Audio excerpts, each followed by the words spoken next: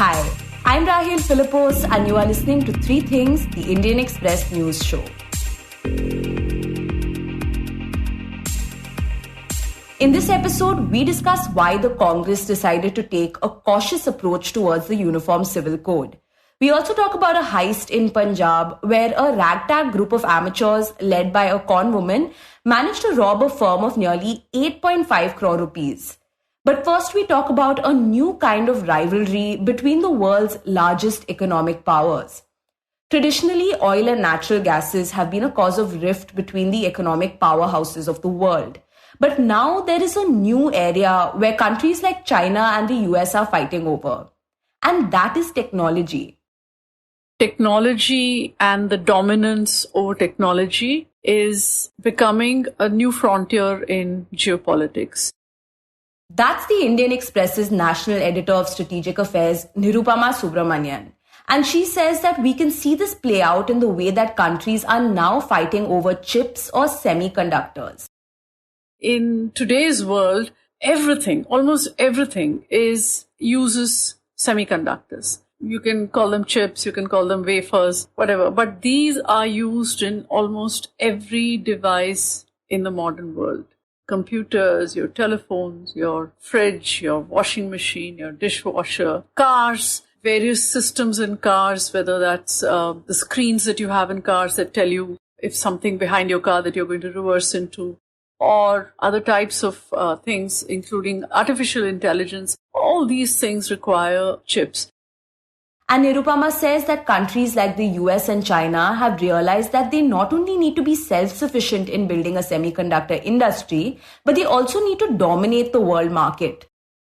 In 2019, China had just released a document called Made in China 2025, where they wanted to use technology to achieve economic dominance over the world. And then you had a lot of, strategic experts writing in the US about how China was trying to achieve this dominance and it could then weaponize this dominance against the US. So this is why chips have become a new element in geopolitical rivalry, and this is why it's called the new oil. And in fact, I recall that there was a headline in the South China Morning Post that said chips are the new oil and Taiwan is the new Saudi Arabia.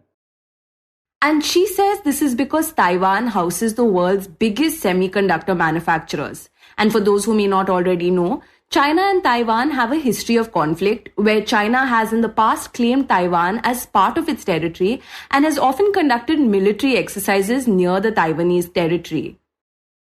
So there was this fear that among strategic experts, think tanks, and in the US administration that if China were to invade Taiwan, then it will have a disastrous effect on the world economy because then the world would lose access to the semiconductor manufacturing industry. And what is also important to note is that during the Donald Trump administration, the US took multiple measures to sanction China's science and technology policies. In fact, the Chinese tech giant Huawei faced some of the strongest sanctions. Later, however, when Joe Biden became the president, he not only continued the sanctions but also expanded them to other Chinese companies. The US has also formed something called a Chip 4 alliance in which it has itself, of course, and then Taiwan, South Korea, which is also a very big manufacturer of chips, makes very advanced semiconductors, and Japan. So these are the big four players in the chip industry, and they have formed a bloc called Chip 4 Alliance. And then in the Quad, right from the very first summit in March 2021, there has been an emphasis on critical and emerging technologies. And in that, semiconductors is one big element of that. And they've been talking about building resilience in the global supply chain of semiconductors. So what it means is that we've got to diversify production, diversify the manufacture to other geographies. And Nirupama says that this is where India comes in. Last month, during Prime Minister Narendra Modi's first state visit to the US, multiple deals were signed between the two countries where the US promised to share its technology with India. Reams have been written about how the US-India relationship is now based on, of course, that India is a democracy and, there are shared values between US and India. Plus, it's this great bulwark against the rise of China in Asia as another large economy, as another country with promise and potential. Also, the demography will soon be 1.5 billion, and we'd have raced far ahead of China in that. So, for all these reasons, India has become a crucial link in this geopolitical rivalry. And Nirupama says that apart from India's population, geopolitical positioning and adherence to democracy, the country's foreign policy is also seen by the US as more reliable as far as the technology space is concerned. And there are several reasons, actually. One is, of course, the geopolitical landscape has changed so much since the Russian invasion of Ukraine. There have been so many changes in the world, and Indian foreign policy has come into its own during this time, principally because of how it took a position that it will not take sides in this war. Instead, it made very clear that it is dependent on Russia for military supplies. It will buy oil from Russia. Plus, there is a relationship that goes deeper, as Foreign Minister Shashank told The Economist in a recent interview. So he said you can't just reduce it to oil or to defense supplies. Because if you look at the Eurasian region, then there are these three powers, there's Russia, India, and China. And what happens in Central Asia, in this whole region, has to do a lot with how we play our foreign policy. So it seems that now the US realizes that in order to forge a stronger relationship with India, for it to play the role that the US wants it to play in Asia, there has to be this level of partnership. And this is why there is this emphasis on technology. And to ensure that this technology sharing relationship between India and the US continues, the two countries over the last few years have taken multiple steps in that direction. So you saw the emphasis from last year, 2022, at the Quad Summit. President Joe Biden and Prime Minister Narendra Modi, they announced the ISET, which is Initiative for Critical and Emerging Technology. And that then was taken forward this year by the two NSAs, that is on our side, A.K. Dowal, and on their side, Jake Sullivan. They met in January and they concluded a range of agreements about initiatives to be taken. And amongst them was also the semiconductors were a large part of that. And of course, there was the other in defense, in space, and there were other kinds of critical and emerging technologies that they discussed. And all this you find in the joint statement that was issued during the Prime Minister's visit to Washington recently. So these are the developments that have taken place in the last 1 year. I mean, it's really been fast forward on semiconductors. India has also set up a semiconductor mission and it has allocated $10 billion for this. So everybody is thinking semiconductor chip because everybody's economy is dependent now on these really tiny wafers, as they're called, which are now in every modern electronic device. And Nirupama says that India needs this cooperation from the US because despite its investment in the semiconductor industry, it is still lagging behind when compared to countries with more advanced economies. So it needs the technology from whoever is willing to give it. And I think the US, one accepts that on the technological front, the US has made amazingly big strides. There's no other country that has such a knowledge bank on technology, that innovates constantly, that breaches new frontiers in technology all the time. So there is much to be gained out of this partnership. India cannot afford to lag behind on semiconductors. It's going to take us maybe 10 years, maybe 15, 20 years to build it up, to catch up with other countries such as Japan or South Korea or Taiwan. Taiwan started maybe 30 years ago. So we are well behind the curve in that sense. But we need the technology. It's the only way we can keep our economy going. Hopefully, we will build the ecosystem for it. We will have a skilled workforce that can actually manufacture chips or anything else in that whole supply chain towards the making of a chip. And then once it is made, other stages of that process. So we do need that technology.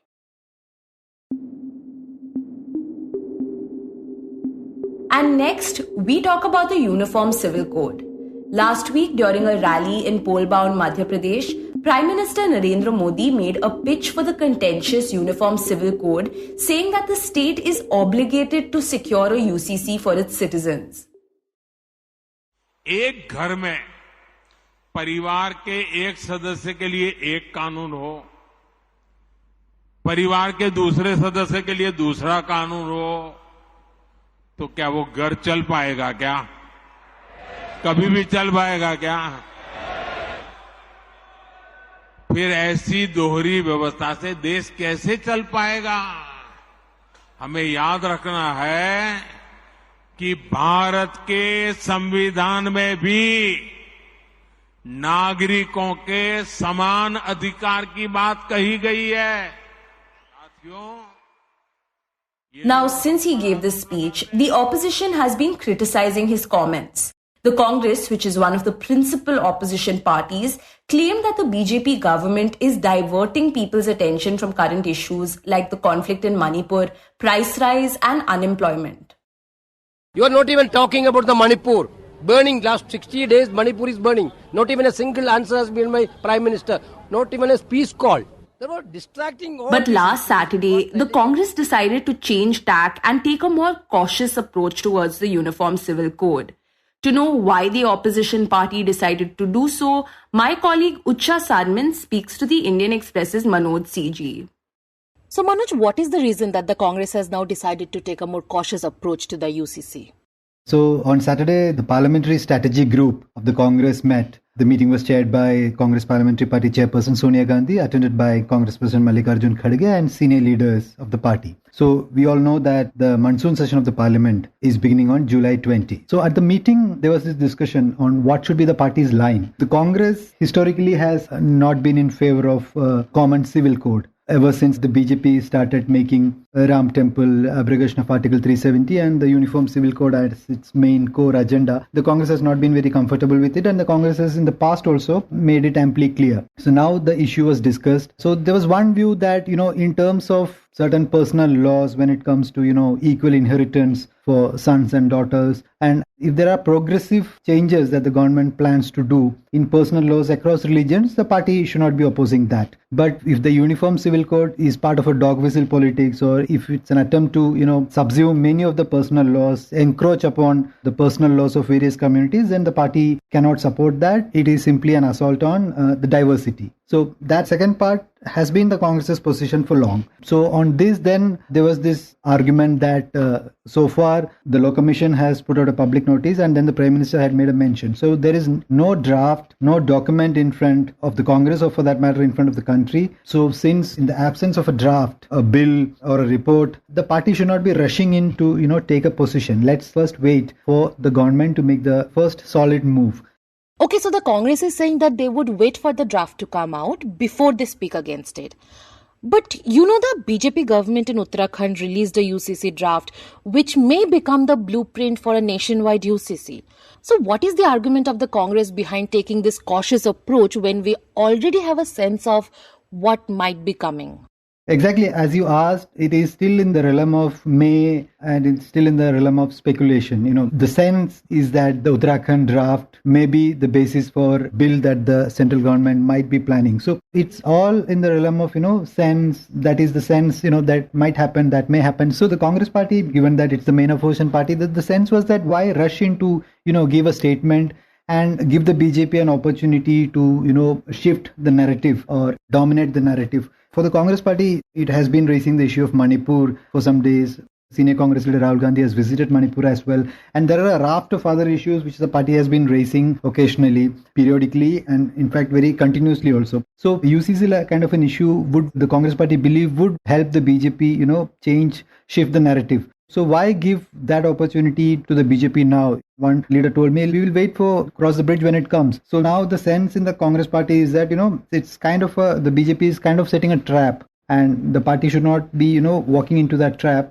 So let's wait for the actual bill to come up and see what are the features, what are the clauses, what are the provisions of the bill. And moreover, it is an emotive issue, which it can be turned into an emotive issue. And we were given to understand that a couple of leaders from the Hindi heartland, from the North Indian states who were present in the meeting were not very vociferous because of the electoral compulsions. So the party, of course, is the tightrope walk for the party. So for the time being, it can postpone confronting this issue till the government makes a very concrete move. Right, so the Congress doesn't want the BJP to dominate the narrative and also said that they will support the law if it brings about changes in how inheritances are dealt with. But apart from that, is there any part of the UCC that the Congress would not be comfortable supporting? So one senior leader told me about the differentiation between common civil code and uniform civil code. Now, his argument was that the terms uniform civil code and common civil code are being used interchangeably. Now, we know that the Article 44 of the Constitution in the directive principle part talks about a uniform civil code, which says the state shall endeavour to secure for the citizens a uniform civil code throughout the territory of India. Now, the difference is that if there is a uniform civil code, which is kind of an advisory in nature, which talks about, all religions should ensure equality, gender equality, and there are several aspects of that. So the Congress will not have any problem with that. Without tinkering into, subsuming all the other laws into one code, let all the personal laws operate. But there are a set of, uniform principles. In the sense, different laws being applied to different communities uniformly across India. Whereas a common code would be, codifying all the personal laws of picking and choosing of the liking of the government and applying it commonly for all citizens. So that is a situation which the Congress cannot accept. That's what the Congress leaders tell us. So that's why this whole caution that the party should wait. Right, and Manoj, now many parties like the Aam Aadmi Party are also saying that they, in principle, support the UCC. And considering the 2024 elections are less than a year away, how does a difference of opinion in the opposition camp on an issue like UCC affect its unity? You see, most of the opposition parties are very, very clear that there will be differences on some issues. Of course, there will be differences on some issues. But the idea is to, find a common ground on as many issues as possible. Instead of taking all the parties, trying to make all the parties take common positions on issues. So UCC is one issue where there could be divergence of views. Aam Aadmi Party, for instance, even the Shiv Sena UBT, Uddhav Thackeray led Shiv Sena because the Shiv Sena had taken a position long ago in support of the UCC when it was part of the NDA, when it was in alliance with the BJP. And if you remember, the Aam Aadmi Party had supported, abrogation of Article 370 when the bill came in Parliament way back in 2019. So on some of those issues, there will be divergence. But the idea is to ensure that there is common ground. The idea is to find common ground on majority of the issues.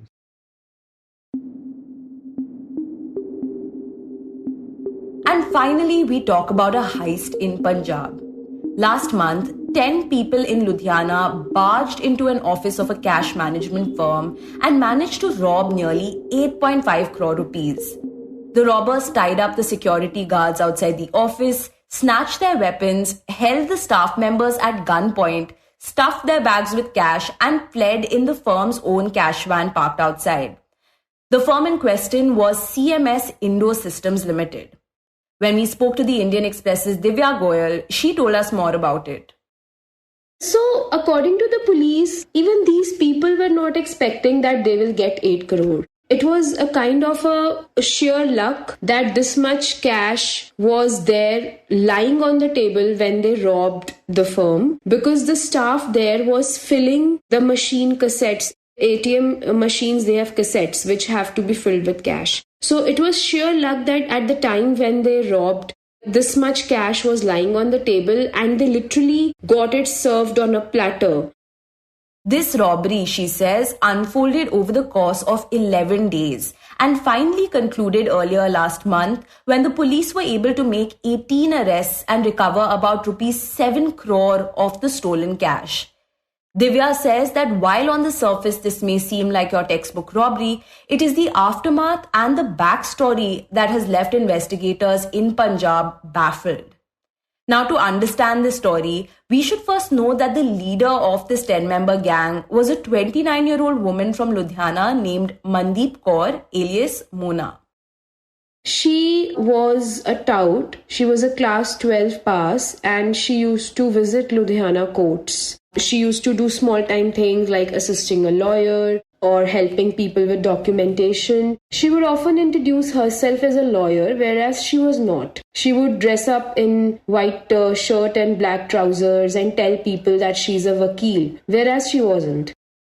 And it was during one of these visits to the Ludhiana court that she first befriended Manjinder Singh, alias Money, with whom she ended up masterminding the heist.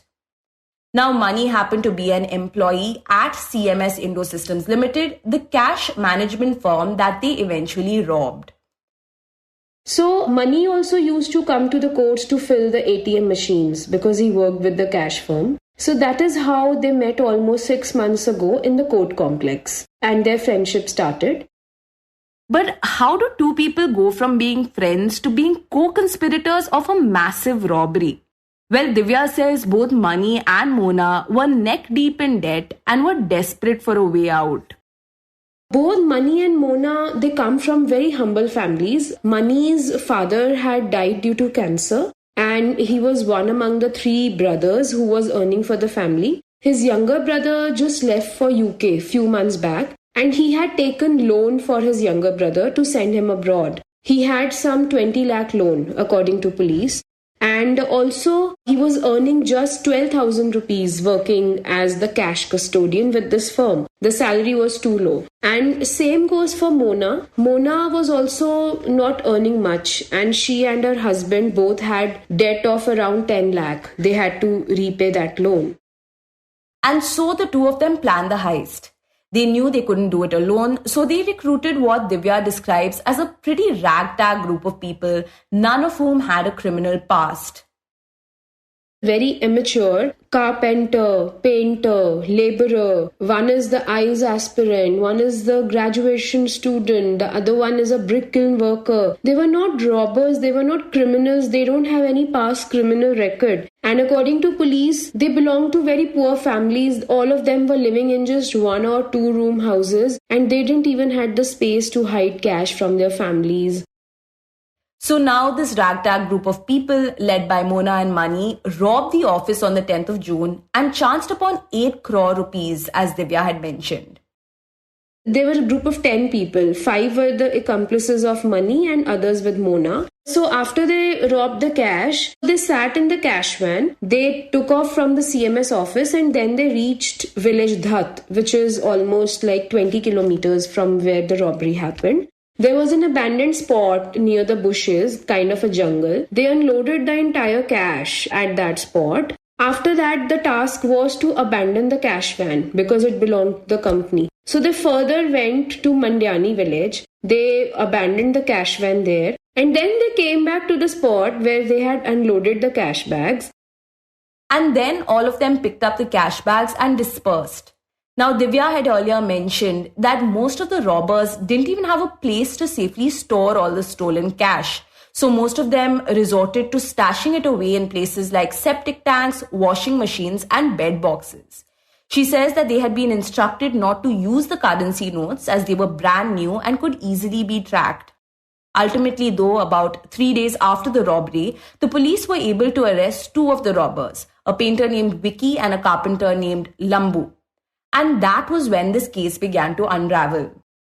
So these were the first to arrest. These both were still roaming around that spot where they had abandoned the cash. Not only the cash, but also the tools which they had used, such as ladder, the axes, the sharp-edged weapons, and things they had used to break the locks. Everything was lying at Dhat village. So they were roaming around those bushes to see, because they had to pick those things and dispose them so that nobody sees. So that is when police caught them, when they came to pick those things, the tools which they had used in the robbery. And they were also there to check if some cash was still lying there. But there was no cash. Their other accomplices, they had already taken it away.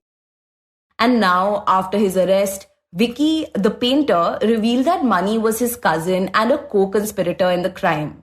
So then Money was also taken into custody and during the interrogation revealed Mona's hand in the robbery. So the police started tracking her down.